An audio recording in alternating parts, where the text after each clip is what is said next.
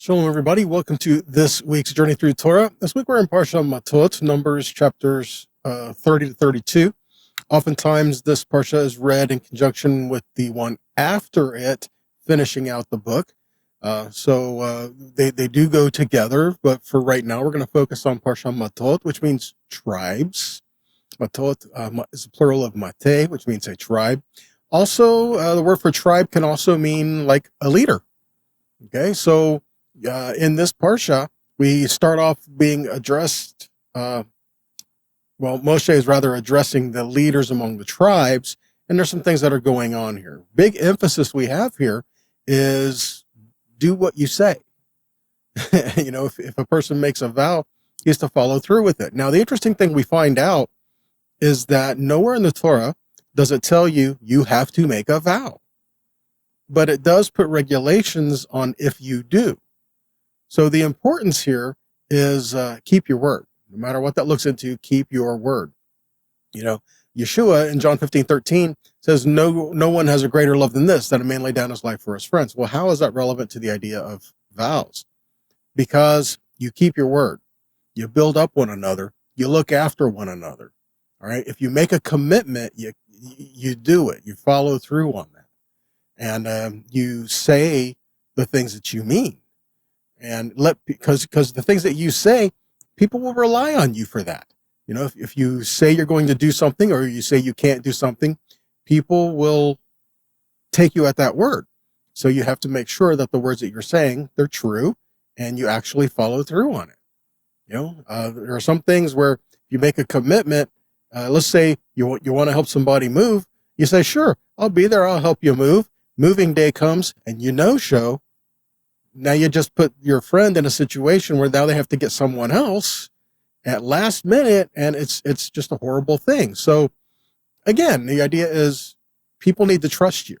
People need to know when you say something, you're going to follow through with it, because that's a reflection on the God that we serve. He tells us something and he does it. Right? He's not telling us something. It's not empty promises. It's not just failing to follow through. No, if he says something, he's going to do it. So same thing for here. We have to be careful of the things that we say, the things that we do, and we need to try to use the things that we make commitments to and the things that we say to build up one another, right?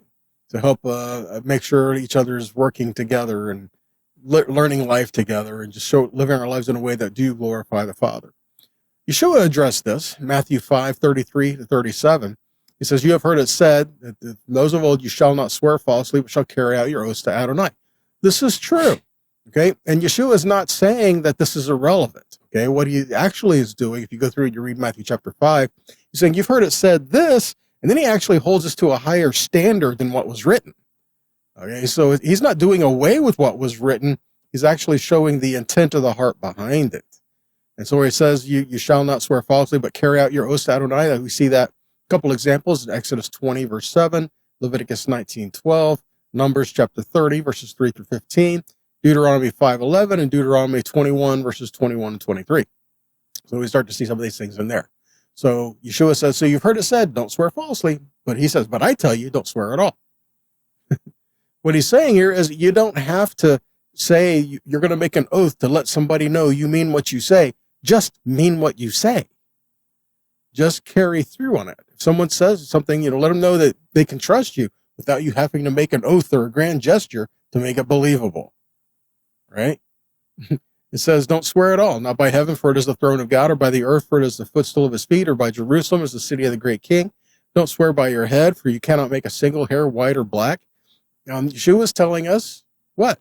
See the next verse. Let your yes be yes, and your no be no. Anything more than this is just from the evil one. Which, by the way, guys, we also read in James 5:12, where he's quoting the words of Yeshua here.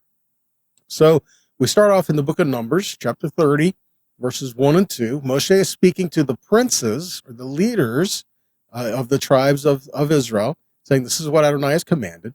Whenever a man makes a vow to Adonai or swears an oath to obligate himself by a pledge, he is not to violate his word, but do everything coming out of his mouth. There's also the idea of like business contracts and just different agreements, different things. If you make an agreement, if you say it, if you do it, then you do it. And he doesn't say, oh, you have to say this or do this way. No, he just says, whatever you agree to, whatever comes out of your mouth, whatever you say, that's what you do. All right. The other interesting thing to note is he's speaking to the heads of the tribes. Well, wouldn't this be information for all Israel? I mean, shouldn't all Israel be held to this standard? The answer is yes. But a lot of times, as we see through the Torah, we see that Yahweh spoke to Moshe, and then we see that Yahweh spoke to Moshe and says, tell Aaron, or Yahweh spoke to Moshe, tell Aaron and his sons, or Yahweh spoke to Moshe and said, speak to Israel. So again, different levels for different things. So why would he be here talking to the leaders? Because, guys, the leaders were taught first. Okay, it's not a matter of this did not apply to the rest of Israel. It was taught to the leaders, the heads of the tribes, and then afterward, it was a responsibility of those who were trained to teach the people. See that? This was part of the way that Israel was set up. You know, there were things where Moshe addressed the entire nation, but then there were things where Moshe brought into the heads of the tribes, brought into the elders, brought into the leaders, and it was their place to go and teach the people these things.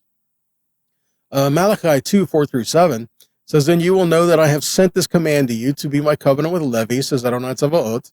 My covenant was with him for life and shalom, and I gave them to him for reverence, so he revered me, and he was awestruck by my name. Instruction of truth was in his mouth, and justice was not found on his lips. In shalom and uprightness he walked with me, and he turned many from iniquity. For a Kohen's lips should guard knowledge, and Torah must be sought from his mouth, for he is the messenger of Adonai Tzavaot. See that? Even though we're talking here the priesthood, they were to teach the people of Israel the Torah from Yahweh. So this was part of their task, not just to serve in the tabernacle or serve in the temple, not just to work with the offerings, but to teach the people the things that Yahweh had instructed. We see another reference to this in Leviticus 10, right after the death of Nadav and Abihu, Aaron's sons who brought strange fire before the Lord. We read in verse 8, it says, Adonai spoke to Aaron.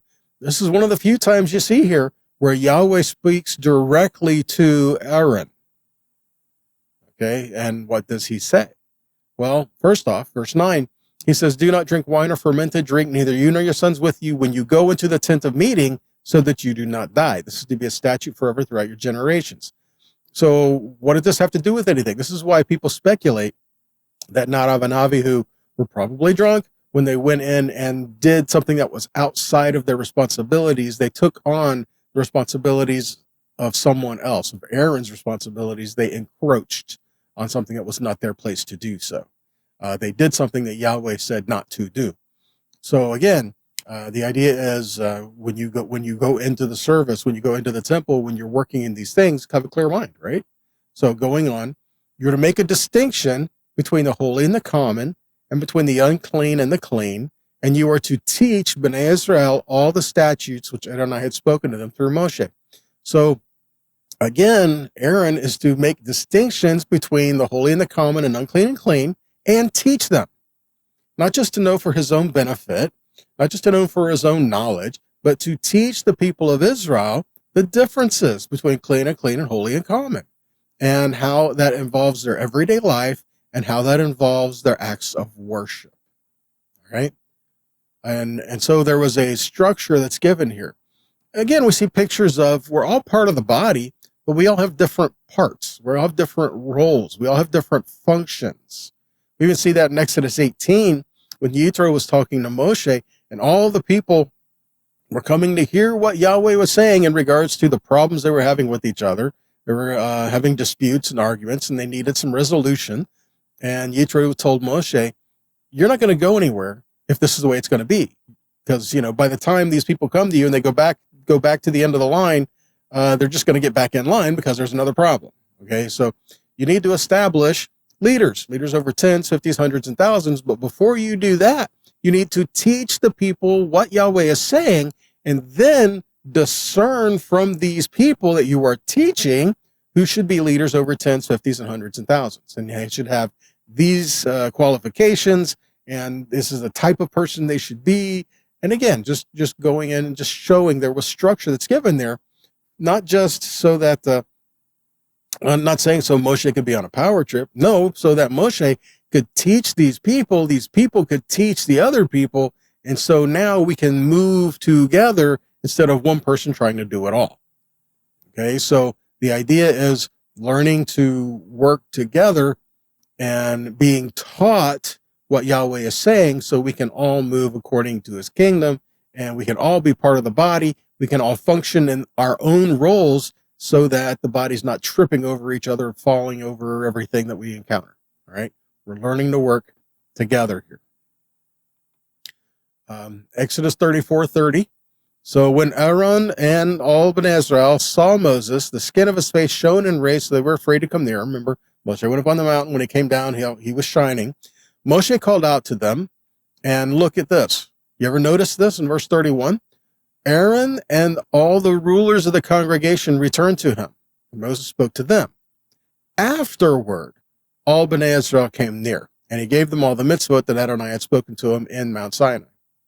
So again, when Moshe came down and his face was shining, he called out to Aaron and the leaders, and they went to Moshe. He taught the leaders, gave instructions to them. After that, all the sons of Israel came near, and they were given the words of Yahweh. So again, it was given an instruction to those who were the leaders in the assembly first. Then they helped to give that to the entirety of the people. Leviticus 17:1 and 2 says, Adonai spoke to Moshe, saying, speak to Aaron and to his sons and to all Bnei Israel, and say to them, this is the word that Adonai has commanded. So again, we have a picture where Moshe is speaking, and it says, speak to Aaron and his sons and to all Israel. Now, do we know if this is different scenarios? Okay, Aaron, I'm going to tell you. Then let's get your sons. I'm going to tell your sons. And then we're going to get all Israel together. I'm going to tell all of them. Or is this Moshe telling Aaron, Aaron telling his sons, and Aaron's sons telling Israel? You know, we don't know exactly and specifically, but it is something to consider that how is everyone going to know every instance and everything? There needs to be people there to help give these instructions and help do that. Matter of fact, there are some who have an issue with Yitro giving instruction to Moshe, saying, see, this is instruction from a man. This is not what God said to do. But we do have instruction from Deuteronomy 16:18 that says, judges and officers you are to appoint within your gates. Shoftim v'shotrim is what's given there. Literally, Shoftim is a judge. Shotrim are officers to help carry these things through. Matter of fact, Shotrim were also considered the scribes because they would be familiar with the Torah, be familiar with what it was taught. And Shotrim is also the modern Hebrew word for like a police officer. So judges and officers were to be appointed according to your tribe so that they can judge the people with righteous judgment. So again, they were to give instructions to the people to show what righteousness is and to help the people to do that. The Torah was established so that they could all hear what the word was, but then it has to be implemented in your life, right? Not in a way of just saying, okay, there's only going to be a few people who know the word and everybody else just has to listen to what they say. No, that causes an abuse of power, doesn't it? No, this is a matter of they were all taught the word of Yahweh, and then they all taught the people. Okay, so this is all can be seen together, and all can be a way to benefit the body as a whole. 2 Peter 3:15-17 says, bear in mind that the patience of our Lord means salvation, just as our dearly loved brother Paul also wrote to you with the wisdom given to him. He speaks about these matters in all of his letters. Some things in them are hard to understand, which the ignorant and unstable twist as they do the rest of the scriptures to their own destruction. Since you already know all of this, loved ones, be on your guard so you are not led astray by the error of the lawless and lose your sure footing. So again, what Peter is saying here is that if you don't know what the word says, you're going to go off into lawlessness. Okay, he's saying that there were those who were hearing the things that Paul was saying, and because they did not have a foundation of the Torah, they were twisting what Paul was saying, not what he was saying, but what they were hearing, right? They were taking what Paul was saying and not understanding where he was coming from. Ever been in a situation like that? Where You walk into something and you don't know the history of what happened here. You're only walking into the middle of a situation, and then you make assumptions. See, this is what's happening with many people as they come to the word of Yahweh. They start reading, which we should, but then they don't have the foundation that was given through the Torah to learn to how interpret the things that they're reading in the New Testament, in the Brit Hadashah. So if we don't have the foundation to see these things, then we're going to misinterpret the things that we read, and we could also line ourselves up in error with the lawless, and as Peter says, lose our sure footing. So again, things we have to be careful of, which is again why we come back to our commitments and the things that we say, right? Because the things that you say, they are a reflection of the one that you serve. Right? People will judge the God you serve by your actions. It's wrong, but that's what they do. So this is why Yahweh says we are accountable for what we say, and we must do what we say. We also must not act in a way that profanes his name. When I say profane his name, I'm not talking about we mispronounce it. I'm talking about the word name. Shem also means character, not just a proper noun of what we call somebody. So if we are operating in the character of Yahweh, we are bringing glory to his name. If we are acting in a way that brings defilement or error or misjudgment or things like that, where people look down on Yahweh, then we are profaning his name. We are not working in a way that glorifies him. Matthew 5:37, Yeshua says what? Again, let your yes be yes and your no be no. Anything else is from the evil one. Don't string people along if you don't intend to do something, right? Don't let someone think something that isn't, right? Leviticus 19:12 says, you are not to swear by my name falsely and so profane the name of your God. I am Adonai. Again, what does it mean to swear by his name falsely? That means, yes, you'll do this and you don't, and so following through on that. Or you make an oath in court, do you swear to tell the truth, the whole truth, nothing but the truth, so help you God? I do. And then you don't, right? No, you don't do that. Ecclesiastes 5:1-6 gives us a good warning on that. It says, do not be quick with your mouth or hasty in your heart to utter a word in God's presence. For God is in heaven and you are on the earth. Therefore, let your words be few. As a dream comes with excessive burdens, so a fool's voice with too many words. When you swear a vow to God, don't delay in fulfilling it, for he takes no delight in fools. Pay what you vow. It is better for you not to vow than to vow and not pay.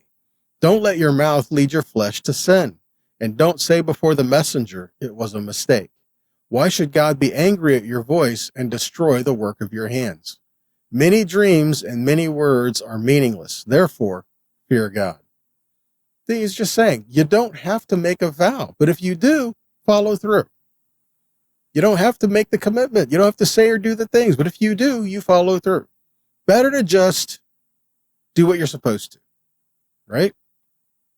James 1:19-20 says, therefore, dear brothers, let every person be quick to listen, slow to speak, slow to get angry, for a person's anger does not accomplish God's righteousness.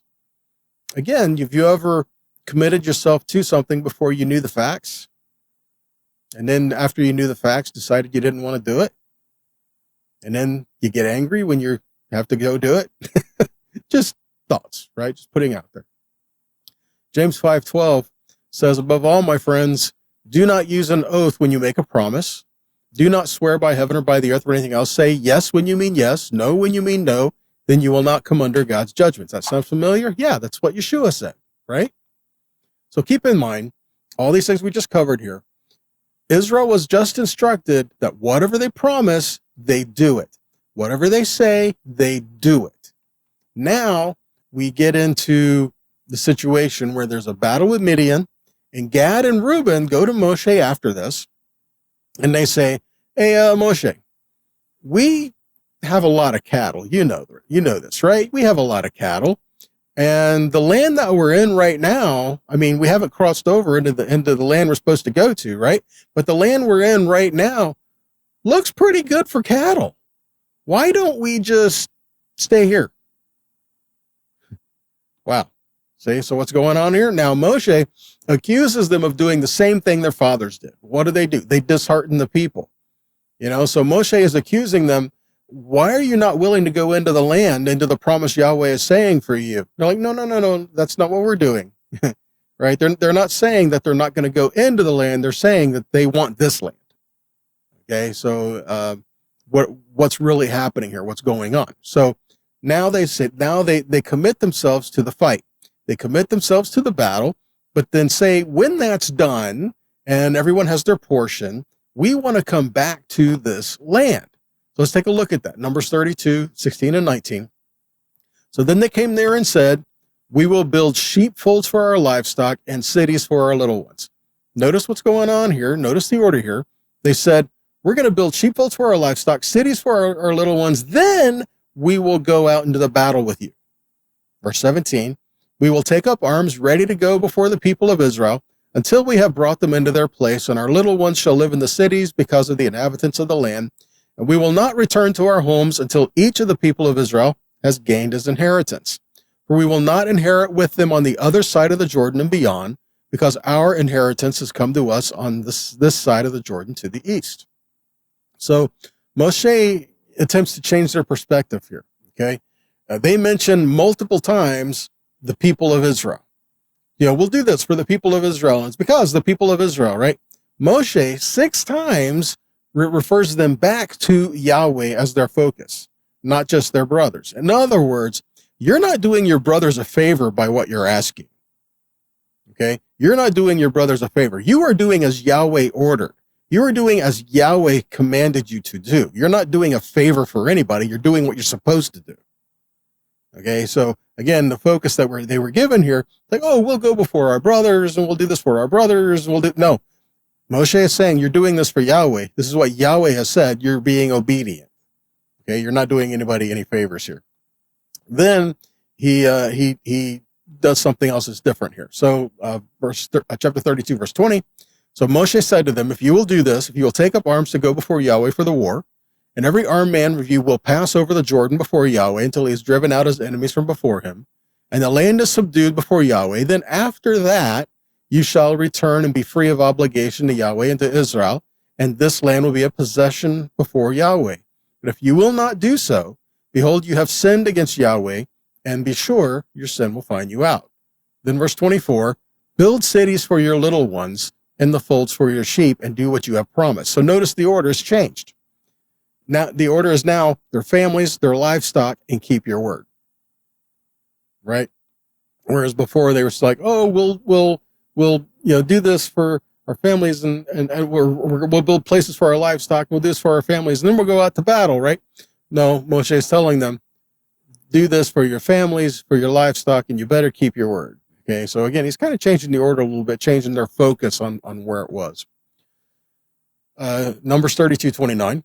So Moshe says, if the children of Gad and the children of Reuben will pass with you over Jordan, every man armed to battle before Yahweh, and the land will be subdued before you, then you will give them the land of Gilead for a possession. So there's a go before them as armed men. Now this is interesting as well. The word for armed men is chalutzim. Chalutzim. These are men who will go in to fight. They were considered warriors, pioneers. They helped come to settle the land. They gave up everything else right here on this side to go and help their brothers conquer the land. These were pioneers going before, or even what you might say, forerunners. These are people who lead the charge. They lead into the battle. So guys, consider that whatever you have in your life, there are those who went before you to help pay the price so you could have that. Whether it be something in the natural, physically, whether it be your freedom, there are those who laid their lives down so you could have freedom. Whether it be spiritually, there are those who paid prices for you spiritually so that you could have what you have. Even down to some of the books that you may read, there are those who laid their lives down to get that information to you, right? So again, there are those that are forerunners that go before you to fight the battle so that when you go to battle, you don't have to deal with that hardship. Okay, so that you could have what you have. In this context, we could say that Yeshua is our greatest forerunner that we have. And that's testified of in Hebrews chapter 6. It's Yeshua Hechalutz. Yeshua, he is the forerunner. Hebrews 6:13-20 says, when God made his promise to Abraham, since he could swear by no one greater, he swore by himself, saying, surely I will bless you. Surely I will multiply you. And so after waiting patiently, Abraham reached the promise. For people swear by someone greater, and the oath as confirmation is an end to all their disputing. Again, the idea of swearing or making an oath. It's like, well, if you don't believe me, I swear by, whatever. This is again addressing what Yeshua said. You shouldn't have to do that. Should just be, people trust what you say. Verse 17, in the same way, God determining to point out more clearly to heirs of the promise the unchanging nature of his purpose, guaranteed it with an oath. Who does Yahweh tell people, okay, so you don't really believe this? He swore by himself. There was none greater. Verse 18, so by two unchangeable things in which it is impossible for God to lie, we who have fled for refuge might have strong encouragement to take hold of the hope set before us. We have this hope as an anchor of the soul, both firm and steady, hope that enters the inner place behind the curtain. Yeshua has entered there as a forerunner on our behalf, having become Kohen Gadol forever, according to the order of Melchizedek. So again, Yeshua is the forerunner who went before us, who made a way for us to be able to go into the presence of the Father. We trust that because the word that he said, we believe him, right? So it teaches us some principles here, that there are times when you lay down your life for the greater need of the community. This is what Gad and Reuben, they told Moshe, we want to stay here, let our family stay over here. We will go ahead in the battle, but we want to come back here. They weren't going to have a stake in the land where they were going, but they had to lay down their life and their families here now to go in there and to do that. Okay. Philippians 2:3-4 says, do nothing out of rivalry or vanity, but in humility regard each other better than yourselves. Look out for each other's interests and not just your own. That's what he's teaching us, that there are times we need to lay our life down, and there are times we need to help each other out. And if you make a commitment to do that, follow through. Okay. If you make a commitment to Yahweh, you follow through. If you make a commitment to your brothers, follow through. You do it. Okay. Romans 12:10-11 says, love each other devotedly and with brotherly love, and set examples for each other in showing respect. Don't be lazy when hard work is needed, but serve the Lord with spiritual fervor. And that is a matter of laying our life down. That's our commitment to covenant, guys. When we come before Yahweh and we repent and we say, I'm yours, that's another issue of keeping your word. You follow through on your covenant. You follow through on your commitment. Okay. And that's what we learn through the Torah. We learn to walk with him in his ways that he gave to us to show us a life of blessing and to show us how he desires for us to live. All of that together is just a good life that he wants for us. All right. So learning to walk with him and walk in his ways as we walk in the kingdom in blessing and life with one another. All right. Well, that's what I have for you today, guys. I pray that's been a blessing to you, encouraging you, challenging you a little bit as well. It's what we're supposed to do. And if this has been a blessing to you, then please share it. Whatever avenue you watch or you listen, help share these and help get them out there. It's blessed you. It's going to bless somebody else too, right? So help get them out there. And if this has been a blessing to you, then please consider making a donation to help us to continue making this content and putting it out there. Okay. We can only do that because you help us do that. So if this has encouraged you, help us get it out there to encourage others. All right. So until next time, be blessed, be a blessing, and shalom.